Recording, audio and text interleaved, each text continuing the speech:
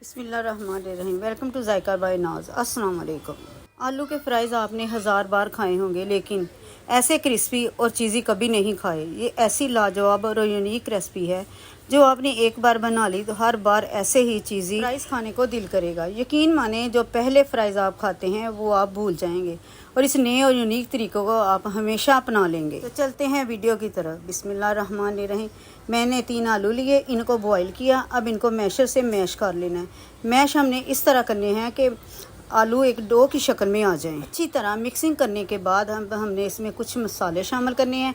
Half tea spoon हम शामिल करेंगे काली मिर्च पाउडर और हाफ़ टी स्पून हम शामिल करेंगे नमक, और इसके बाद हमने शामिल करने हैं 3 चम्मच कॉर्नफ्लोर और 5 से 6 चम्मच हम शामिल करेंगे चीज़ के। अब ये देखें, इसको अच्छी तरह हमने मिक्स कर लेना है। इन सारी चीज़ों को मिक्स करके और एक अच्छी सी डो बना लेनी है। जितनी देर तक हम मिक्सिंग करते हैं, अगर आपने हमारे चैनल को सब्सक्राइब नहीं किया तो प्लीज़ जल्दी से जाइए और पहले सब्सक्राइब करें और बेल आइकन को ज़रूर क्लिक करें ताकि हमारी हर आने वाली नई और आसान और प्यारी अच्छी सी वीडियो आप तक पहुंचे। और आपका बहुत बहुत शुक्रिया, आप अपना कीमती वक्त निकाल कर वीडियो देखते हैं। अल्लाह ताला आपको हमेशा सेहत व तंदुरुस्ती वाली ज़िंदगी दे। हम भी मेहनत करते हैं, हमारा हौसला भी आप ही ने बढ़ाना है। तो यहाँ पर देखें, मैंने इसको अच्छी तरह एक डो की शक्ल में गूँध लिया। ये डो की शक्ल में आ चुका है। अब लेंगे एक पॉलीथिन बैग, इसमें हमने सारे को डाल देना है और ऊपर से हमने कवर कर देना है, इसको बंद कर देना है इसको। और इस तरह हम हाथ से या बेलन लेकर इसको अच्छी तरह से प्रेस करेंगे ताकि ये इक्वल हो जाए। इस तरह रख कर हमने इसको प्रेस करना है। दूसरी साइड से भी रख कर हमने इसको प्रेस करेंगे। अच्छी तरह प्रेस करने के बाद अब हमने इसको 10 मिनट के लिए रेस्ट देंगे और इसको फ्रीज़र में रेस्ट देंगे हम। ये 10 मिनट हो चुके हैं। अब हमने इसके किनारों को काट देना है। छुरी से काट लें, कैंची से काट लें। इस तरह इनकी कटिंग कर देनी साइडों से ताकि हम इस पॉलीथिन बैग को खोल सकें।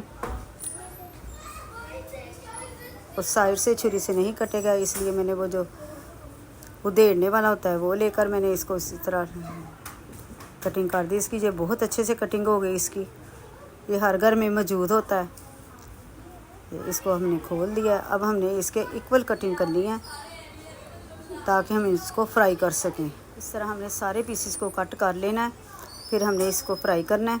और हाँ, अपना कीमती वक्त थोड़ा सा निकाल कर हमें भी दे दिया करें। हमारी हौसला अफजाई के लिए एक प्यारा सा कमर्स दे दिया करें, इससे हमारा हौसला बढ़ जाता है और मज़ीद मेहनत करने को दिल करता है।